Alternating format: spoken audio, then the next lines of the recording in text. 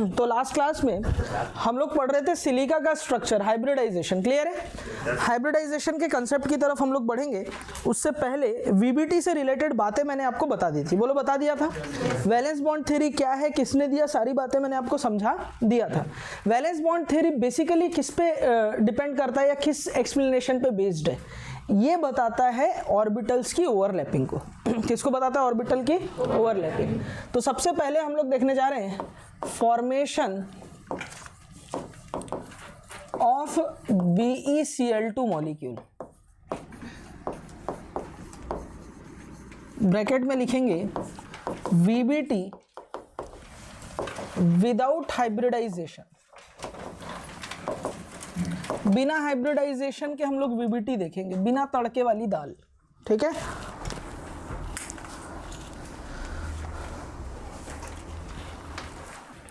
ठीक है, देखो BeCl2 मॉलिक्यूल की बात कर रहे हैं अपन लोग। BeCl2 में जो बेरिलियम होता है वो होता है 1s2 2s2 और 2p तुम्हारे दिमाग की तरह खाली। बोलो, होता है। ये बेरिलियम का ग्राउंड स्टेट है। बेरिलियम बॉन्डिंग के टाइम पे एक्साइटेड स्टेट में चला जाएगा, यानी एक इलेक्ट्रॉन थपाक से जम करके इधर से इधर। बोलो, आता है। तो अब ये हो जाएगा 1s2, ठीक है, 2s1 2p1, यानी 2s में आ गया एक इलेक्ट्रॉन और 2p में आ गया कितने बेटा? एक इलेक्ट्रॉन। बोलो, क्लियर है? अब इन ऑर्बिटल से ओवरलैपिंग कौन करने वाला है? क्लोरीन एटम, और बॉन्ड बनाएगा। ठीक है, ये हो गया S, ये हो गया P। अब क्लोरीन जो होता है, क्लोरीन होता है 3s2 3p5। बोलो, होता है। 3s में होते हैं 2 इलेक्ट्रॉन और 3p में होते हैं इसके पास में 5 इलेक्ट्रॉन, 1 2 3 4 5। बोलो, क्लियर है? तो ये अनपेयर्ड इलेक्ट्रॉन वाला जो ऑर्बिटल है, यानी कि p ऑर्बिटल। कौन सा ऑर्बिटल है? p orbital. ये क्लोरीन का इस बेरिलियम के साथ में ओवरलैपिंग करेगा और एक सिग्मा बनाएगा। ये क्लोरीन के साथ ओवरलैपिंग करेगा और एक सिग्मा बनाएगा। बोलो, बनाएगा। यानी BeCl जो बनेगा यहाँ पर 2, वो कैसा दिखेगा? एक सिग्मा ये रहा, दूसरा सिग्मा ये जो सिग्मा बना है वो S और P के ओवरलैपिंग से बना है। तो क्या मैं इस सिग्मा को S सिग्मा P सिग्मा बोल सकता हूँ? ठीक। ये वाला जो बॉन्ड है वो P और P के ओवरलैपिंग से बना है। क्या मैं इसको P सिग्मा बोल सकता हूँ? बोलो बोलो। ठीक है। अब आप गौर से देख रहे होंगे यहाँ पर S और P है, परसेंटेज S कैरेक्टर यहाँ कुछ ना कुछ है और यहाँ परसेंटेज S कैरेक्टर कितना है? 0। और आपको पता होता है जिसमें परसेंटेज S कैरेक्टर कम होते हैं वो नॉन डायरेक्शनल होता है, नॉन पोलर होता है, उस बॉन्ड की इलेक्ट्रोनेगेटिविटी कम होगी। या जिसमें परसेंटेज S कैरेक्टर है वो बॉन्ड डिफरेंट पैरामीटर्स दिखाएगा। समझ में आ रही बात मैं क्या बोल रहा हूँ? यानी BeCl2 का जो फॉर्मेशन हुआ है, दोनों बनने वाले बॉन्ड अलग अलग आइडेंटिटी के बन रहे हैं। नहीं आया समझ में? दोनों बनने वाले बॉन्ड कैसे बन रहे हैं? अलग अलग आइडेंटिटी के बन रहे हैं। लेकिन एक्चुअली में जब रिसर्च किया जाता है, प्रैक्टिकल किया जाता है, तो ये बात कानों में अपने गहराइयों तक उतरती है कि दोनों बॉन्ड की आइडेंटिटी बिल्कुल सेम होनी चाहिए। इससे पूछा गया बता दोनों सेम होंगे कि नहीं? बोलता तो पाव पर तो गुरुजी बोला का पता, उसके पास आंसर ही नहीं था। समझ में आ रही बात? ठीक। और बोला गया BeCl2 का शेप क्या होगा, तो हे करके दांत निकाल दिया। अब बोलना BeCl2 के शेप के बारे में भी कोई जानकारी उसके पास नहीं थी। आप बना दिए लीनियर, ठीक है। अच्छा, S ऑर्बिटल नॉन डायरेक्शनल होता है। अब S ऑर्बिटल में ओवरलैपिंग कहीं से भी हो सकता है। सपोज यहां से ओवरलैपिंग हो गया तो ये क्लोरीन के साथ बॉन्ड बनाइए। अब PX के साथ सपोज ये वाला ऑर्बिटल PX हुआ होगा तो ऐसा हुआ होगा, PY तो ऐसा, PY हुआ होगा तो ऐसा हुआ होगा, और PZ होगा तो ऐसा। अलग अलग शेप आ रहे हैं ना? समझ पा रहे हो मैं जो बोलना चाह रहा हूँ? यानी एक्चुअली में BeCl2 का जो शेप है उसके बारे में भी जानकारी ये नहीं दे पा रहा था। दोनों बातें ठीक है। सबसे बड़ा VBT का ड्रॉबैक यही था, एक तो इक्वल आइडेंटिटी वाले बॉन्ड का एक्सप्लेनेशन नहीं दे पाया, और दूसरी चीज क्या नहीं दे पाया? ये क्या नहीं कर पाया बेटा? हाँ, दोनों ही ये मॉलिक्यूल का जो शेप है उसके बारे में भी कोई इंफॉर्मेशन नहीं दे पाया। ये सबसे बड़ी इसकी 2 ड्रॉबैक थे। बोलो, क्लियर है क्या? अब अपन इस पे ही काम करने वाले हैं। आने वाले दिनों में इसी प्रॉब्लम को हम लोग ठीक करेंगे। कैसे ठीक होगा? हाइब्रिडाइजेशन का तड़का मार के। क्लियर है? लिखो। ठीक। अब देखो यहां पर इस प्रॉब्लम को हम लोग दूर करने जा रहे हैं हाइब्रिडाइजेशन से। लिखेंगे point number first, both the BeCl bonds are different parameters, but practically bond strength and distance of both the BeCl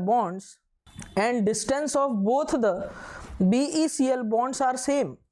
next line लिखेंगे, दिस प्रॉब्लम में overcome if hybridization of S and P orbitals occur. अब इस बात को समझते हैं, जरा देखना। एक्चुअली हाइब्रिडाइजेशन है क्या, जरा इस चीज को देखते हैं। तेरे घर में छोटा भाई है, बड़ी बहन है, छोटी बहन है, ठीक, चलो घर में 2 लोग हैं, छोटी बहन, इसको वनीला आइसक्रीम पसंद है, छोटी बहन को चॉकलेट आइसक्रीम, ठीक है। मम्मी दोनों के लिए लेके आई, एक के लिए वनीला, एक के लिए चॉकलेट। इसको पूरा वनीला आइसक्रीम खुद खा जाना है, बहन का चॉकलेट भी ठूस लेना है, ठीक। बहन को पूरा चॉकलेट आइसक्रीम खाना है, दीदी को देना भी नहीं है, और दीदी का वनीला आइसक्रीम भी पूरा खा लेना है। थोड़ी देर बाद दे मुक्का दे लाख, ठीक। फिर मम्मी आएगी, चोटी पकड़ के दोनों को साइड कर देगी। फिर उसके बाद मम्मी ने क्या किया, वनीला आइसक्रीम और चॉकलेट आइसक्रीम को पकड़ा, ग्राइंडर के अंदर, मिक्सर के अंदर डाल दिया, फिर घुर घुर करके घुमा दिया, बोलो घुमा दिया, ठीक। उसके बाद जो आइसक्रीम निकलेगा 2 ही कप निकलेगा ना, ग्राइंडर भूखा था खा गया, ऐसे थोड़ी होगा। 2 कप डालें तो 2 ही कप बन के निकलेगा ना, या 25 दिन में पैसा डबल होकर के 4 आइसक्रीम निकलेगा, ऐसा तो नहीं होगा। 2 कप आइसक्रीम डाले, 2 कप आइसक्रीम निकलेगा, मम्मी ने डीप फ्रीज कर दिया, दोनों को खिला दिया।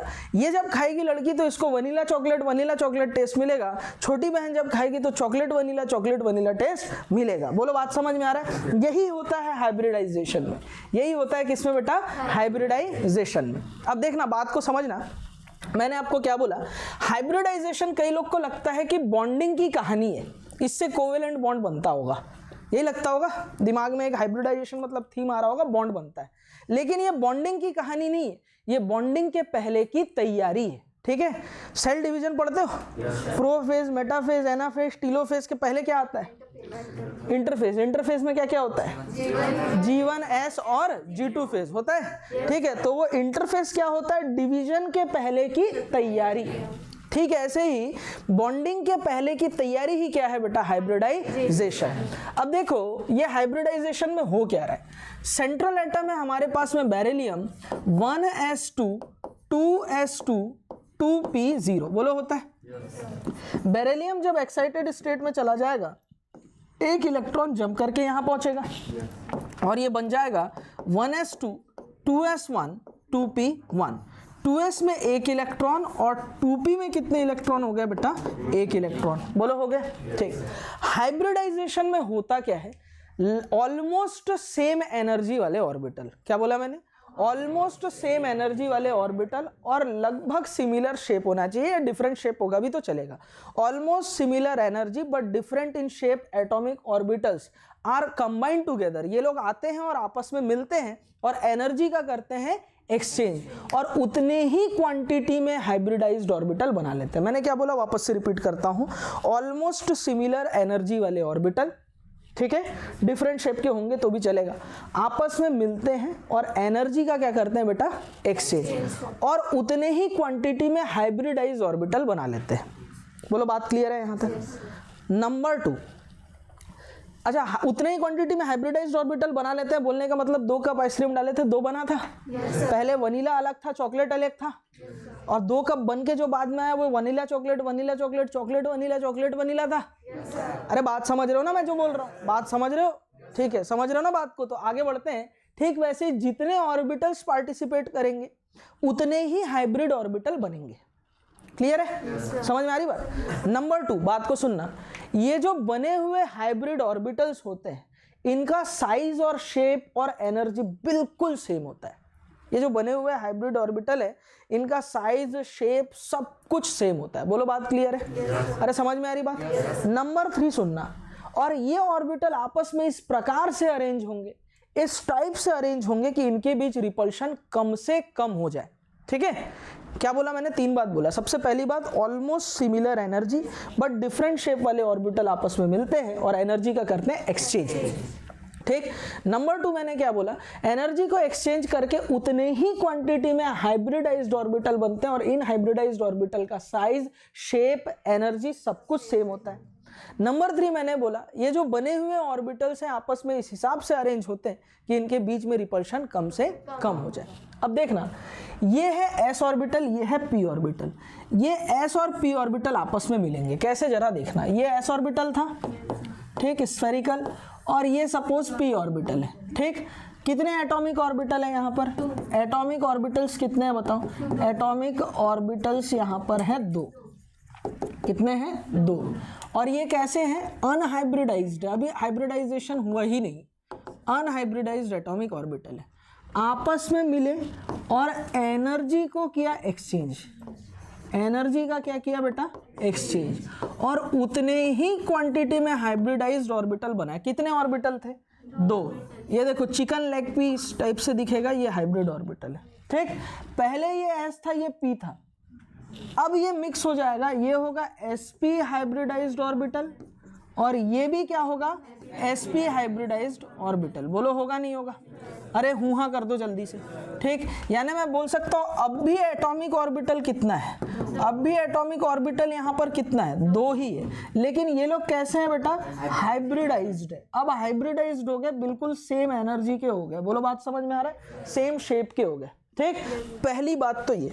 ऊपर से सेकंड स्टेप में ये लोग इस हिसाब से अरेंज होंगे कि इनके बीच में रिपल्शन क्या हो जाएगा बेटा? मिनिमम होना चाहिए। इनके बीच में रिपल्शन क्या होना चाहिए? मिनिमम होना चाहिए। इस टाइप से अरेंज होंगे। वाह, गुस्सा नहीं, पेज ही मांगे, ठीक है। एक और,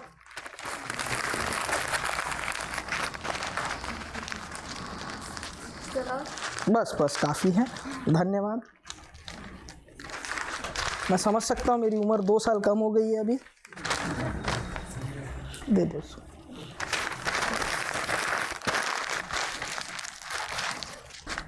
ये देखो चिकन लेग पीस टाइप का क्या है बेटा? Hybrid orbital. ये हाइब्रिड ऑर्बिटल में ये होता है लोब, लार्जर लोब, और ये होता है स्मॉलर लोब। लार्जर लोब जो होता है यहाँ पर इलेक्ट्रॉन की डेंसिटी सबसे ज़्यादा है। अब ये इलेक्ट्रॉन डेंसिटी, ये इलेक्ट्रॉन डेंसिटी एक दूसरे को क्या करेंगे बेटा? रिपेल करेंगे। रिपल्शन कब तक करेंगे? जब तक इनके बीच में अरेंजमेंट ना हो जाए, रिपल्शन मिनिमम ना हो जाए। रिपल्शन मिनिमम कब होगा 2 ऑर्बिटल का? जब वो लोग एक दूसरे के ऑपोजिट होंगे, यानी 180 डिग्री में होंगे। बोलो होंगे नहीं होंगे? अरे बात समझ में आ रहा है? तो ये लोग अरेंज होते हैं इस मैनर में ताकि इनके बीच में रिपल्शन कम से कम हो जाए, ठीक है। अब यहां तक का जो प्रोसेस है, ये स्टेप नंबर 1 और स्टेप नंबर 2, ये बेरिलियम में चल रहा है। ये किस में चल रहा है? हाइब्रिडाइजेशन किस में चल रहा है? हाइब्रिडाइजेशन चल रहा है in central atom. Central atom कौन है? बेरिलियम। जो पिक्चर का हीरो है वो है। कई लोग को लगता है हाइब्रिडाइजेशन जो है पूरे मॉलिक्यूल का होता होगा, नहीं, उस मॉलिक्यूल में किसका है? सेंट्रल एटम का है। टर्मिनल एटम का होता है क्या हाइब्रिडाइजेशन? नहीं, उस मॉलिक्यूल में किसका है? सेंट्रल एटम का। समझ में आ रही बात मैं क्या बोल रहा हूँ? पिक्चर का जो हीरो है उसका होता है हाइब्रिडाइजेशन। अभी तक कोई बॉन्ड बना क्या? कोई बॉन्ड हुआ क्या? नहीं। और यहीं तक की कहानी को बोला जाता है क्या बेटा? हाइब्रिडाइजेशन। इसी को क्या बोला जाता है? हाइब्रिडाइजेशन। बोलो बात क्लियर है क्या? अरे समझ में आया क्या? अब तक तो बॉन्ड बना ही नहीं है, ये कहानी अभी तक बेरिलियम में चल रही है। अब अगले स्टेप में ना क्लोरीन टर्मिनल एटम आकर के करता है ओवरलैपिंग। अगले स्टेप में क्लोरीन टर्मिनल एटम आकर के क्या करेगा? ओवरलैपिंग करेगा। ध्यान दो, ये बेरिलियम है, अरे है, ठीक है। ये बेरिलियम का sp हाइब्रिडाइज्ड ऑर्बिटल, ठीक है, और ये भी बेरिलियम का कौन सा है? sp hybridised orbital. बोलो है कि नहीं है भाई? अरे हूँ हाँ, ठीक है। अब क्लोरीन यहाँ ओवरलैपिंग करेगा। क्लोरीन का कौन सा ऑर्बिटल ओवरलैपिंग करता है? p orbital. तो क्लोरीन का एक p ऑर्बिटल यहाँ ओवरलैपिंग किया और 2 इलेक्ट्रॉन यहाँ हो गए अनपेयर्ड वाले पेयर्ड, ठीक है। और क्लोरीन का एक एटम यहाँ ओवरलैपिंग किया तो एक अनपेयर्ड इलेक्ट्रॉन यहाँ पेयर हो गया, ठीक है। इसको मैं ऐसे भी लिख सकता हूँ, ये B है, ये Cl है, ये Cl है, ठीक। अब बात को बहुत अच्छे से समझना, क्या ये बॉन्ड सिग्मा बॉन्ड है? क्या ये भी बॉन्ड सिग्मा बॉन्ड है? अब इस सिग्मा बॉन्ड की आइडेंटिटी क्या होगी? sp sigma p sigma. अरे बात समझ पा रहे हो ये वाला, ठीक। और इस बॉन्ड की आइडेंटिटी क्या होगी? p sigma sp sigma. Mandal Tuhin Tuhin Mandal, आदमी एक ही है, पागल होके नाचो, नाच के पागल हो जाओ। बात समझ रहे हो ना? ठीक है, सेम है ना बिल्कुल? अरे समझ रहे हो ना? ठीक है, तो दोनों बॉन्ड की आइडेंटिटी क्या हो गई? सेम हो गई। और ऊपर से ये चीज भी पता चल गया इनका अरेंजमेंट कैसा होगा, लीनियर फॉर्म में होगा। तो इस मॉलिक्यूल का शेप भी क्या होने वाला है? लीनियर होने वाला है। यानी वीबीटी में अगर हाइब्रिडाइजेशन का तड़का मार दिया जाए तो इक्वल आइडेंटिटी वाले बॉन्ड का बनना और मॉलिक्यूल का शेप दोनों ही पता चल जाता है। एक तीर दो निशाने। बोलो बात क्लियर है क्या? अरे समझ में आ रहा है? अरे हूं हाँ कर दो। ठीक, तो अगर वीबीटी विदाउट हाइब्रिडाइजेशन चले तो खेल अलग होता है, और वीबीटी में अगर हाइब्रिडाइजेशन का तड़का मार दिया जाए तो खेल अलग हो जाता है। अब देखो यहाँ पर एक S और एक P मिलकर के हाइब्रिडाइजेशन करते हैं और ये दो ऑर्बिटल बन जाता है। ठीक, ये दो ऑर्बिटल अलग रह जाते हैं। ठीक, ये वाला ऑर्बिटल कौन सा है? sp हाइब्रिडाइज्ड ऑर्बिटल, और ये भी क्या है? sp hybridised orbital.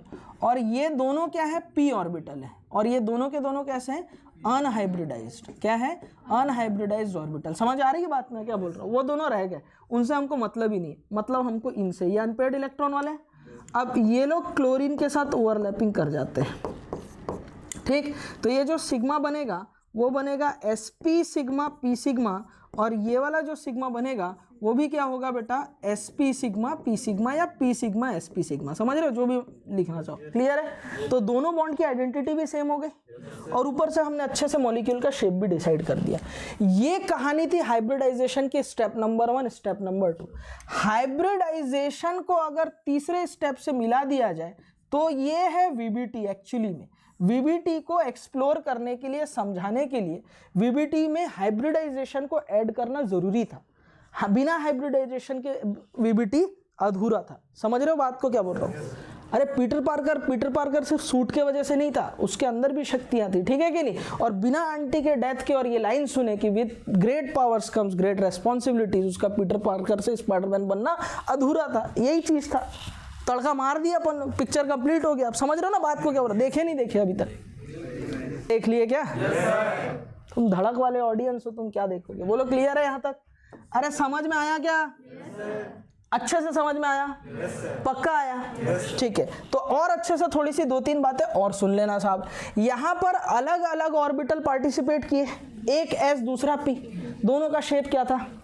अलग अलग था। एक स्फेरिकल था, दूसरा डम्बल शेप था। ठीक है, आपस में एनर्जी का एक्सचेंज करके उतने ही क्वांटिटी में हाइब्रिडाइज्ड ऑर्बिटल बने, और उतने ही हाइब्रिडाइज्ड ऑर्बिटल आपस में अरेंज इस हिसाब से हुए कि इनके बीच रिपल्शन क्या हो जाए? कम से कम हो जाए। बोलो हुआ नहीं हुआ? लिखो। हम बेचारे सन्यासी। हाँ बोल दोस्त। S और P जैसे 2S और 2P सर एनर्जी सेम नहीं है तो ऑर्बिटल ओवरलैप कर सकते हैं? 2S और 2P सर एनर्जी सेम नहीं है। 2S और 2P की एनर्जी सेम नहीं है, N+N। मैंने क्या बोला? ऑलमोस्ट सिमिलर एनर्जी बोला। सेम तो हो ही नहीं सकता। सेम एनर्जी हुआ मतलब सेम ही। S और S का ही हाइब्रिडाइजेशन करके S2 हाइब्रिडाइजेशन थोड़ी बनाऊंगा, है ना? समझ रहा ना बात को मैं क्या बोलना चाह रहा हूँ? डिफरेंट शेप के पर almost similar energy. Almost similar energy जैसे कि 2S और 2P की एनर्जी ऑलमोस्ट सिमिलर है। ऐसा नहीं करूंगा 2S और 5P में ओवरलैपिंग करा दूं और हाइब्रिडाइजेशन कर दूं sp2, ऐसा नहीं होगा। समझा ना? ऑलमोस्ट सिमिलर एनर्जी का बोलने का मतलब है उनके आसपास एनर्जी होनी चाहिए। क्लियर? अभी इस चीज को और मैं क्लियर करूंगा, कौन कौन से ऑर्बिटल की एनर्जी बिल्कुल आसपास होगी तो जान जाएगा थोड़ी देर में। पॉइंट नंबर फर्स्ट लिखेंगे, mixing of different shapes and approximate equal energy, atomic orbitals, they redistributed their energies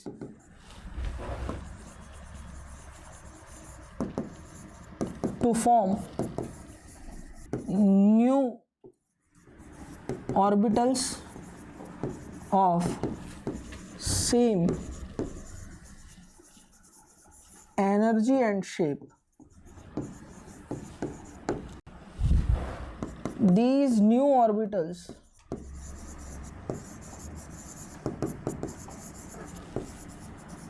are known as hybrid orbitals.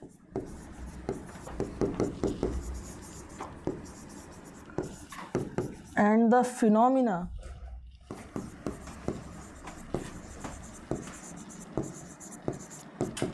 is called as hybridization.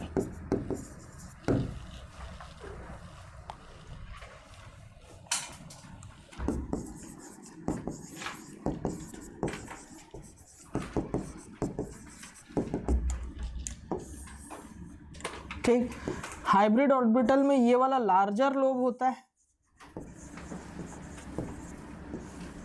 और ये वाला स्मॉलर लोब होता है। क्लियर है? ठीक, आगे बढ़ते हैं। अच्छा, मेरे को एक चीज बताओ प्यारे बच्चों, एक ऑर्बिटल है जिसमें लोन पेयर है, लोन पेयर कंटेनिंग ऑर्बिटल है, ठीक। दूसरा ऑर्बिटल है जिसमें अनपेयर्ड इलेक्ट्रॉन है,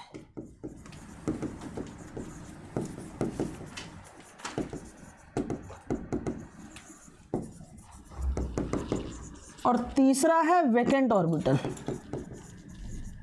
बताओ हाइब्रिडाइजेशन में कौन सा ऑर्बिटल पार्टिसिपेट करेगा, ए, बी या फिर सी? कौन सा? बी कि सी? सी भी करेगा, और तीनों करेगा। ठीक है, कई लोग के आंसर दिल से आवाज आ रहा है। हाँ बोल। लोन पेयर इसमें एक्साइट, लोन पेयर एक्साइट हो जाएगा, इधर पे खत्म है कहानी, आगे है ही नहीं ऑर्बिटल। ध्रुव एक पेंसिल भेजना ना ऊपर।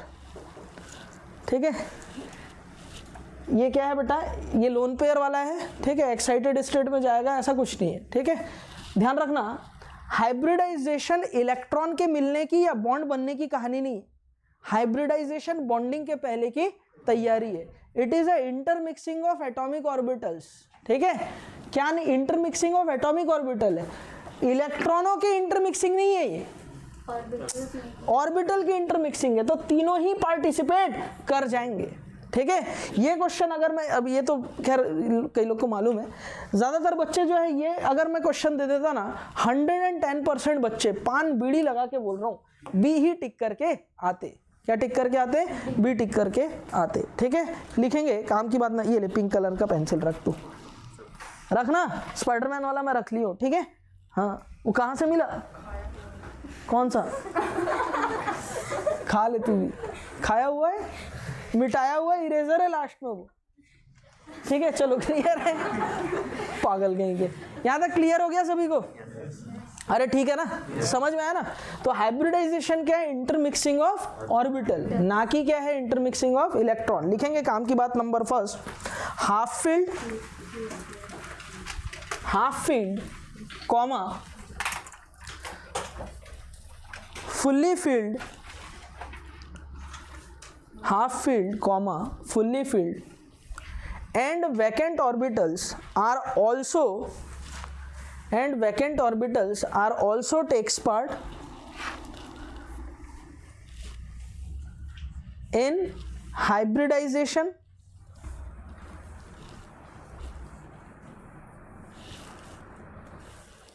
because it is a intermixing of orbital, not electrons, because it is a intermixing of orbitals not electrons।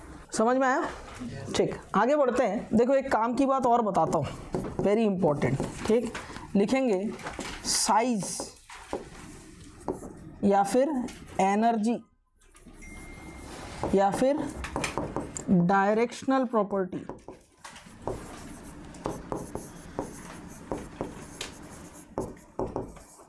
of hybrid orbital।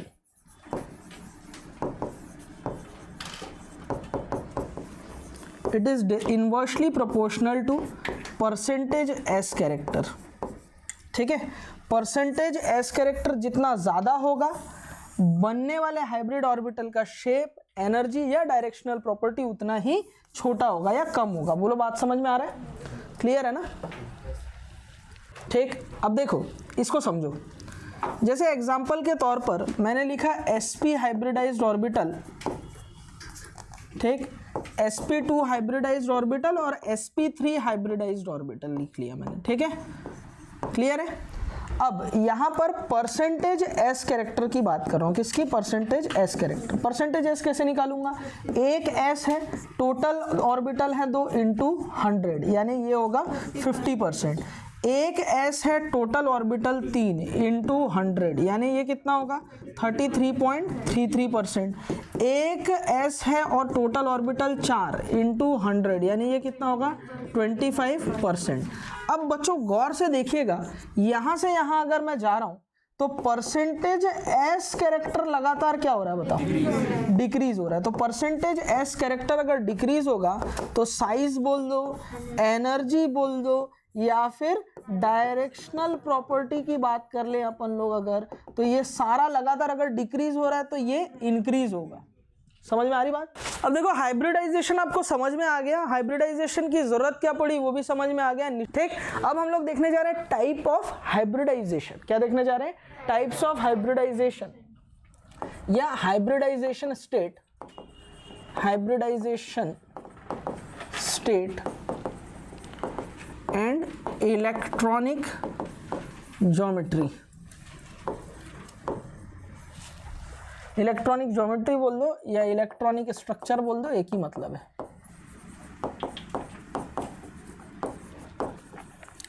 बात को थोड़ा सा समझना। अच्छा, कितने बच्चों को हाइब्रिडाइजेशन स्टेट निकालना आता है? सुनो मेरी बात, हाइब्रिडाइजेशन स्टेट निकालना लगभग सबको आता होगा, ठीक है। तो देखो क्वेश्चन है, hybridisation state of PCl5 molecule is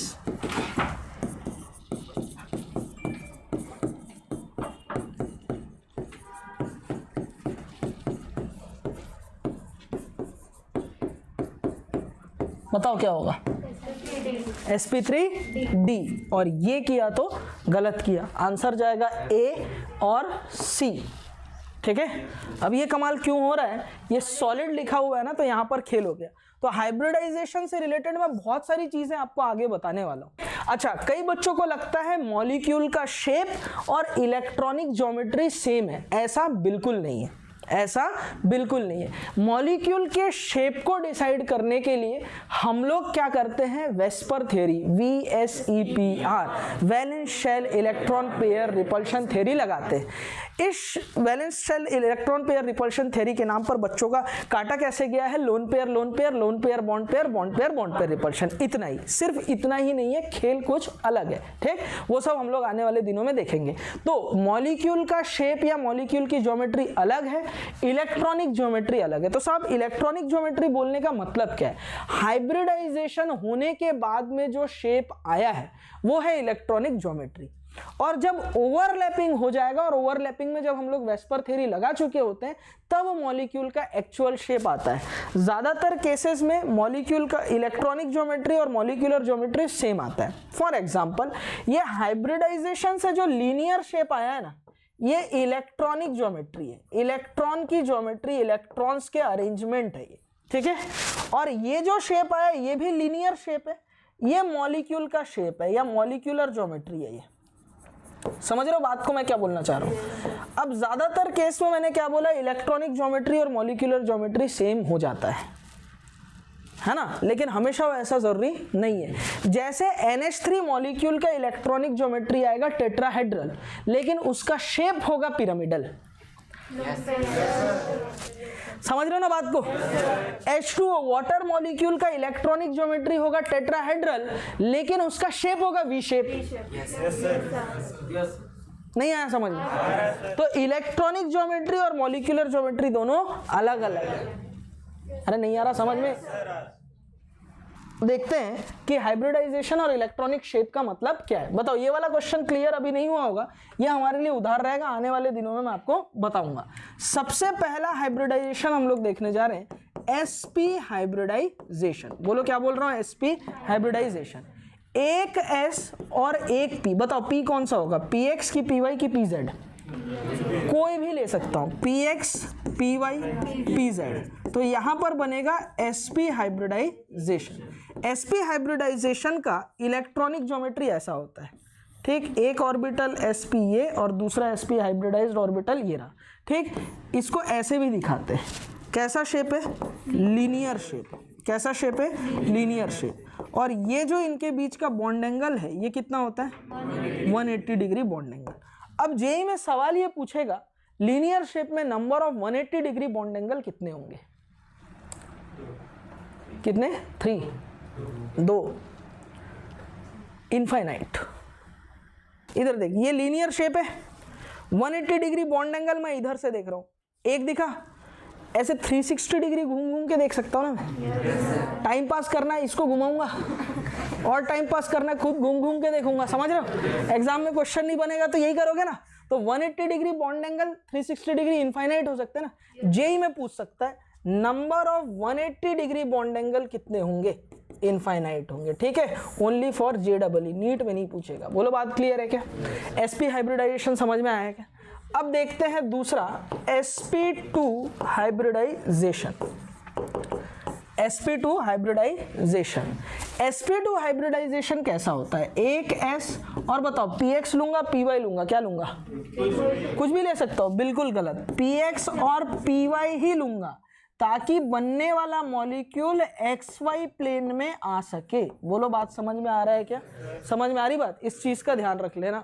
ठीक है, तो यहाँ पर sp2 हाइब्रिडाइजेशन होगा। ठीक है, आप y और z भी ले सकते थे, py और pz ले सकते थे, लेकिन तब प्लेन क्या होगा, yz प्लेन होगा। मॉलिक्यूल का जो प्लेन होगा वो कौन सा होगा, yz प्लेन होगा। समझ में आ रही बात मैं क्या बोलना चाह रहा हूँ। ठीक, अब देखो sp2 का इलेक्ट्रॉनिक ज्योमेट्री होता है ऐसा। ठीक, ट्रायगोनल, काट के फेंक दूंगा, प्लेनर, ट्रायगोनल प्लेनर। ठीक है, ऐसा ट्रायगोनल प्लेनर, ये देखो होता है ट्रायगोनल प्लेनर। ठीक, ट्रायगोनल प्लेनर में ये बॉन्ड एंगल कितना है, 120, ये बॉन्ड एंगल कितना, 120, ये बॉन्ड एंगल कितना, 120। तो number of 120 degree bond angle कितने, 3 है। समझ में आया सभी को, अरे क्लियर हुआ क्या। ठीक है, देखते हैं third, sp3 hybridisation. sp3 hybridisation कैसे होता है, एक s, एक px, एक py, एक pz मिला करके बनाते हैं sp3 हाइब्रिडाइज्ड ऑर्बिटल।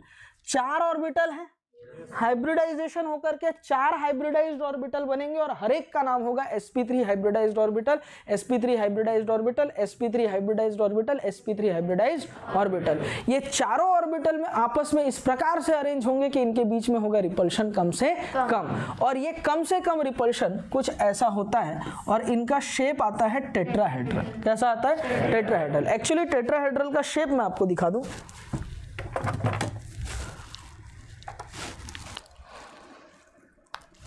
ये होता है टेट्राहेड्रल मॉलिक्यूल का शेप। देखो 1 2 3 एक हेड्रल बना, 1 2 3 दूसरा हेड्रल बना, 1 2 3 तीसरा हेड्रल, 1 2 3 चौथा हेड्रल, 4 हेड्रल बने। इसको बोला जाता है टेट्राहेड्रल शेप।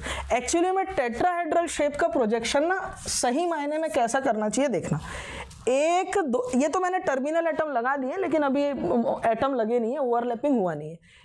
1 2, ये 2 बॉन्ड सेम प्लेन में है कि नहीं, प्लेन ऑफ पेपर में है कि नहीं, तो एक ये हो गया, ठीक है, एक ये हो गया और दूसरा ये रहा।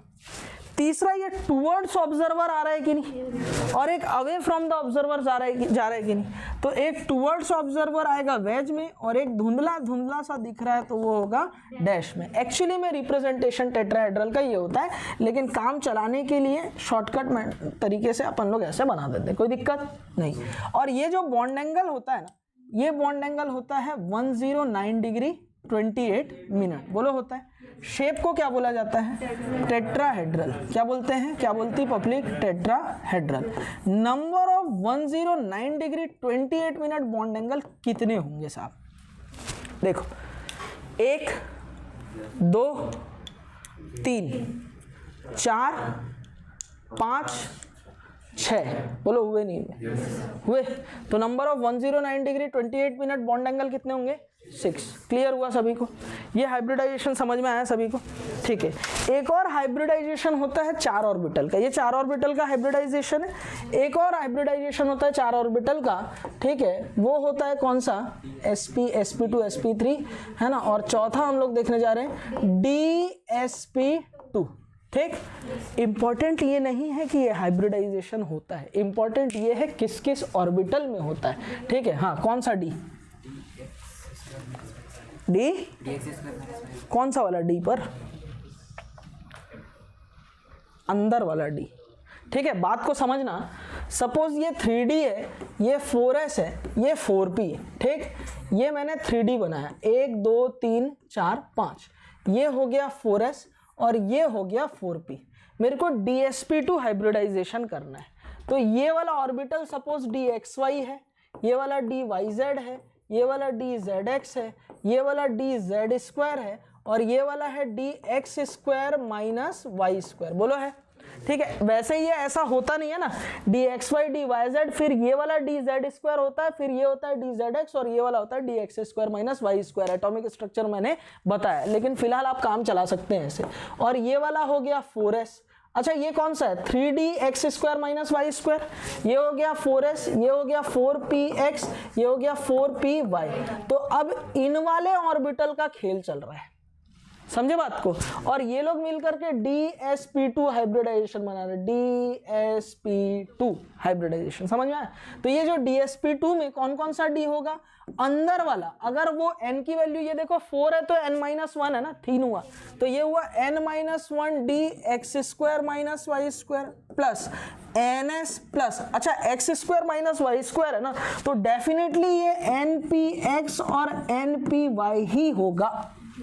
ठीक है, यानी pz ऑर्बिटल इस हाइब्रिडाइजेशन में पार्टिसिपेट कतई नहीं करेगा। बोलो समझ में आया? ठीक है, जेई के एग्जाम में यही सब पूछेगा, पैसेज दे देगा लंबा चौड़ा और पूछ लेगा। इवन नीट में भी एक लंबा चौड़ा पैसेज हाइब्रिडाइजेशन से रिलेटेड दे देगा और 3-4 सवाल वहीं से पूछने लगेगा। समझ रहे हो बात को मैं क्या बोल रहा हूँ? तो इस गहराई तक उतर के आपको चीज़ों को समझना है। फिलहाल यहाँ तक कोई रटने वाली बात? No sir. अब इसका शेप कैसा होगा? तो शेप होता है इसका स्क्वायर प्लेनर। कैसा आता है? Square planar. ठीक है, इलेक्ट्रॉनिक ज्योमेट्री, इलेक्ट्रॉनिक शेप कैसा आएगा? Square planar. ठीक, स्क्वायर प्लेनर मॉलिक्यूल की मैं अगर बात करूँ तो गौर से देखिएगा जनाब, ये स्क्वायर प्लेनर मॉलिक्यूल है। अरे दिख रहा है सभी को? 90 डिग्री बॉन्ड एंगल कितने हैं? 1 2 3 4। तो मैं बोल सकता हूँ number of 90 degree bond angle कितने हैं? 4। अच्छा, number of 180 degree bond angle है क्या? यस सर है। यहाँ से यहाँ एक, इस टर्मिनल से इस टर्मिनल एक, इस टर्मिनल से एक टर्मिनल 2। क्लियर हुआ सभी को? तो ये स्क्वायर प्लेनर शेप हुआ dsp2 हाइब्रिडाइजेशन। चलो साहब, कहानी आगे बढ़ाते हैं। मैं जानता हूँ तुम्हारी रूह कांप रही होगी, आत्मा छटपटा रही होगी, इतना सारा कॉपी में लिखेंगे कैसे? ठीक है, टाइम दूंगा लिखने का। ठीक है, छुट्टी में टाइम मिल जाएगा। ठीक, नंबर घर पे जाके नंबर 5th देख रहे ना? ठीक, sp3d और dsp3 दोनों हो सकता है। ठीक है, दोनों में कुछ फर्क नहीं है। एक पागल होके नाचो है, दूसरा नाच के पागल हो जाओ, कोई टेंशन नहीं है। ठीक है, दोनों सेम है। सेल्फी मैंने ले ली आज, सेल्फी मैंने ले ली आज। बोलो बात क्लियर है? ठीक है, एक ढिंचैक पूजा के गाने हैं, दूसरा नेहा कक्कड़ का भाई टोनी कक्कड़ के गाने। समझ में आ रही बात? नंबर लिख 98271, आगे लिख डम डिगा डम। समझ रहे हो बात? दोनों ही बेकार है। समझ रहे हो ना बात को मैं क्या बोल रहा हूँ? गाने पहले एक से एक बनते थे, आजकल कैसे कैसे आ रहे हैं, क्यों? ठीक, बाकी आगे बढ़ते हैं। फिलहाल ये देखो, ये वाला क्या होगा? ns, ये होगा npx, npy, npz, और साथ ही साथ जो d होगा वो होगा ndz²। ठीक है, एक्सियल बॉन्ड बनाना है तो यहाँ पर dz² लिया जाता है, एक्सियल होता है ये वाला ऑर्बिटल, इस वजह से। dsp3 में क्या होता है? n-1 dz² plus ns plus npx plus npy plus npz। बोलो क्लियर है क्या? ठीक है, चलो अभी देखो, इसका शेप होता है ट्राइगोनल बाय पिरामिडल। क्या होता है? Trigonal bi pyramidal. अब देखो ट्राइगोनल बाई पिरामिडल मॉलिक्यूल का शेप कैसा है। ये है ट्राइगोनल बाई पिरामिडल, जैसा मॉलिक्यूल दिख रहा है बिल्कुल एग्जैक्टली यही शेप होता है ना। ये वाले बॉन्ड लेंथ छोटे होंगे, ये वाले बॉन्ड लेंथ बड़े होंगे। कैसे होंगे, क्यों होंगे, जानने के लिए देखते रहिए केमिस्ट्री का अगला एपिसोड। फिलहाल इधर ध्यान देना, ठीक है। देखना यहाँ हो क्या रहा है, ये वाला एक ऑर्बिटल ये ट्राइगोनल हो गया, ठीक, एक पिरामिड ऊपर दूसरा पिरामिड नीचे, बोलो है कि नहीं। अगर ये बॉन्ड लेंथ सेम होता तो ट्राइगोनल बाइपिरामिडल का नाम क्या होता, हेक्साहेड्रल। क्या होता, हेक्साहेड्रल, है ना। अभी बताऊंगा कैसे। ये वाला बॉन्ड लेंथ सेम होता तो 1 2 3 4 5, एक ये 1 2 3 ये एक हेड्रल, 1 2 3 ये दूसरा हेड्रल, 1 2 3 ये तीसरा हेड्रल, 3 ऊपर 3 नीचे, तो उसको बोलते हैं हेक्साहेड्रल। क्योंकि ये बॉन्ड लेंथ आगे है तो इस वजह से इसका नाम हो गया ट्राइगोनल बाइपिरामिडल, ठीक है। जेई में पूछ सकता है, नीट में नहीं। फिलहाल बात को समझना, ये वाला बॉन्ड एंगल कितना है, काट के ना नाले में फेंकूंगा, 120 डिग्री। ट्राइगोनल बाइपिरामिडल में ये कितना है, 120 डिग्री। ये वाला कितना है, 120 डिग्री। ये वाला कितना है, 120 डिग्री, ठीक है। अच्छा, तो नंबर ऑफ 120 डिग्री। अच्छा, शेप बना लेते हैं पहले ना, शेप बना लेते हैं। देखो, अगर मैं इसको ड्रॉ करूं तो क्या एक बॉन्ड, दूसरा बॉन्ड, तीसरा बॉन्ड, तीनों को एक ही प्लेन में मैं बना सकता हूं, प्लेन ऑफ पेपर में बना सकता हूं। ये इनका इलेक्ट्रॉनिक शेप हो गया। ये बॉन्ड लेंथ थोड़ा मैंने बड़ा बनाया, इसको छोटा। एक टूवर्ड्स ऑब्जर्वर, आंख फोड़ के अंदर की तरफ आ रहा है, ठीक है, यानी ये कुछ ऐसा होगा वेज में, ठीक है। और एक होगा अवे फ्रॉम द ऑब्जर्वर, तो ये होगा बेटा डैश में। समझ रहे हो बात को। लेकिन कामचोर लोग इसको ऐसे भी बना देते हैं। बोलो क्लियर है।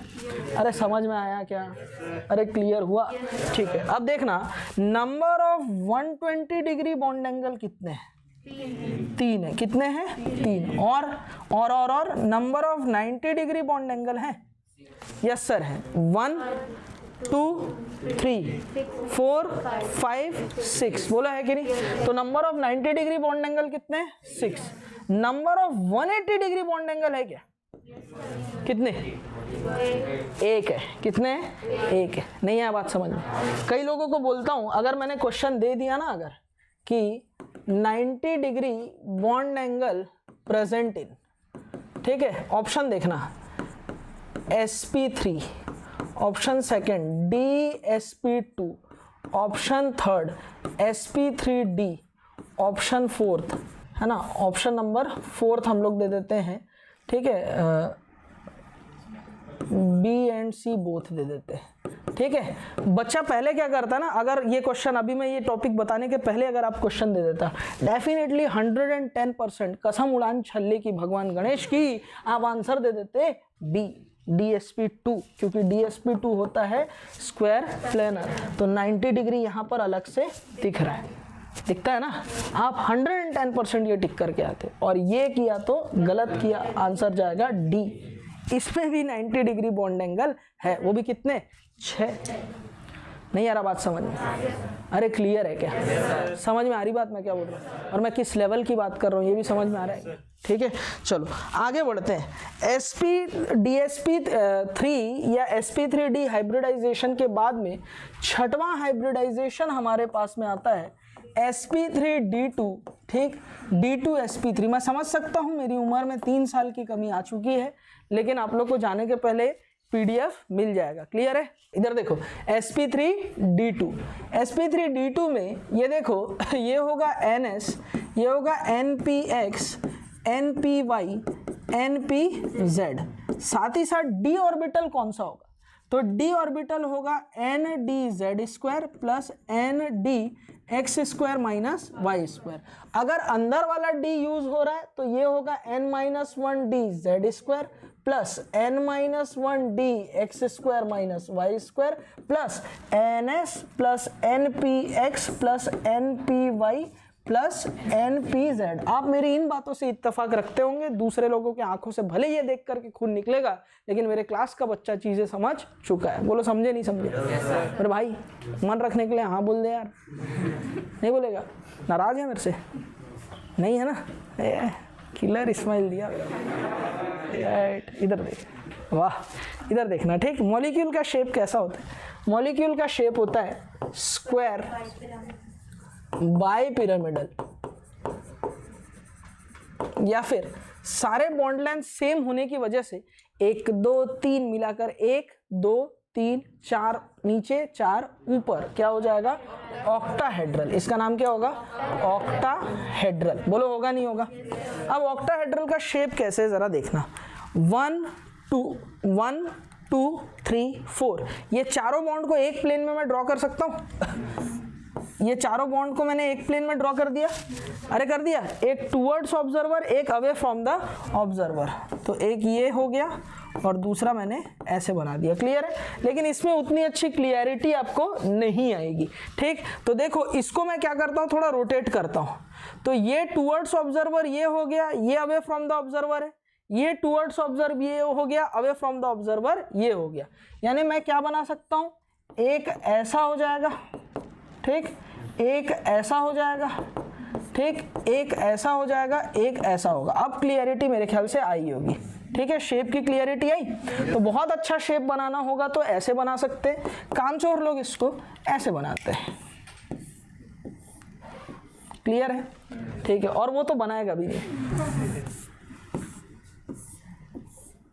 ठीक, ये देखो ये क्या है, स्क्वायर है और इसके ऊपर एक पिरामिड, नीचे एक पिरामिड। अब देखना 90 डिग्री बॉन्ड एंगल कितने गिनते, 1 2 3 4 बोलो है, 5 6 7 8 बोलो है, 9 10 11 12 बोलो है कि नहीं है भाई। तो number of 90 degree bond angle कितने हैं, 12।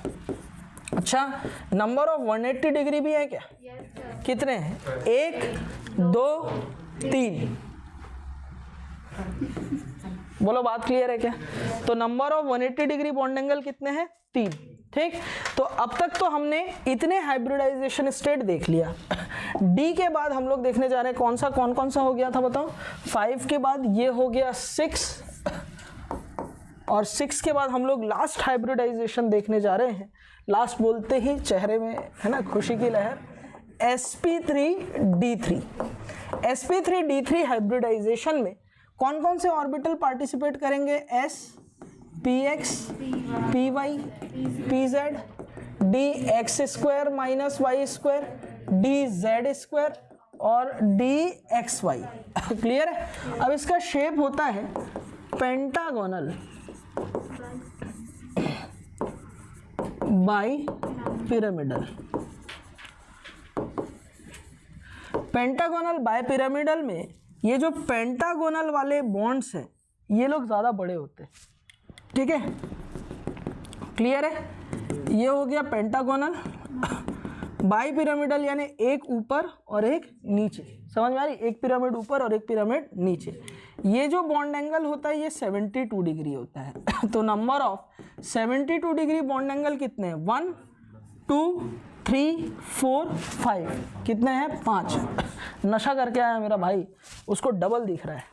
ठीक है, 5 का 10 दिख रहा है। ठीक, 90 डिग्री बॉन्ड एंगल कितने हैं बताओ, 1 2 3 4 5, 5 ऊपर 5 नीचे।